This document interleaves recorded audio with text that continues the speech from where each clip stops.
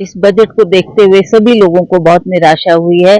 हमें लगता है कि ये एक तरह से बंदर बांट की गई है। बिहार को बड़ा भारी महत्व दिया गया है, क्योंकि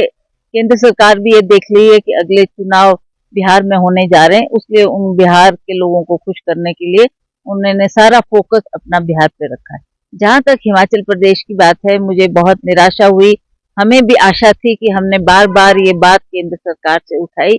कि इतना डिजास्टर होने पर केंद्र से हमें कोई राहत नहीं मिली, तो हमें लगा कि कुछ ना कुछ वो बजट में इसका प्रावधान करेंगे। आप देखें कितने लोगों की जानें गई, कितना भारी नुकसान हुआ, तो इसलिए हमने इस बात को पहले भी उठाया और हमें लगता था कि केंद्र सरकार इस पे गौर करेगी और हमें कुछ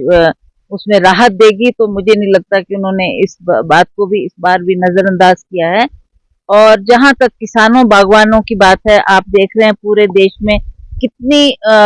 मांग उठी है, खास करके हमारे पंजाब हरियाणा के किसान, उन्होंने रास्ता रोको, रेल रोको आंदोलन भी किया और बार अपनी मांग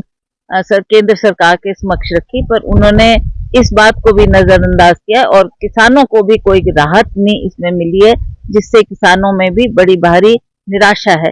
दूसरी बात, हमारे हिमाचल प्रदेश में अधिकतर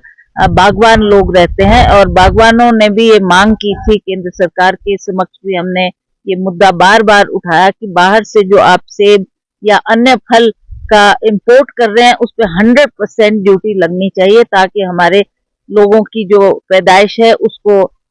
मार्केट में आए और उसकी कुछ वैल्यू बने, पर उसमें भी हमें कोई राहत नहीं मिली है। तो किसान बागवान सभी बहुत निराश है और काफी निराशजनक ये बजट रहा है। और हिमाचल के लिए भी कोई बात इन्होंने जिक्र तक नहीं हिमाचल प्रदेश का उसने किया, जबकि हमको लगता था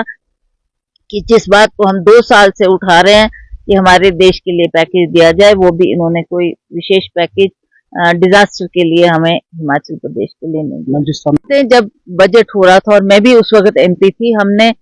मैंने एक लेटर भी सब एमपीज को लिख के दी थी कि व्हाई नॉट, सब इकट्ठे मिलकर चलते हैं, प्रधानमंत्री से आग्रह करते हैं, पर किसी ने भी इसमें पहल नहीं की। आखिर अंततः मुझे अकेले ही प्रधानमंत्री से मिलकर हिमाचल प्रदेश की बात रखनी पड़ी और ये डिजास्टर की बात उनसे करनी पड़ी। और हमें अफसोस है कि 7 यहाँ से हमारे केंद्र में रिप्रेजेंटेटिव है, एमपीज है, वो क्यों नहीं इस बात को उठा रहे। उनका भी ये दायित्व बनता है कि हिमाचल प्रदेश के हित को देखें, हिमाचल प्रदेश के मुद्दों को केंद्र सरकार के समक्ष रखें, ताकि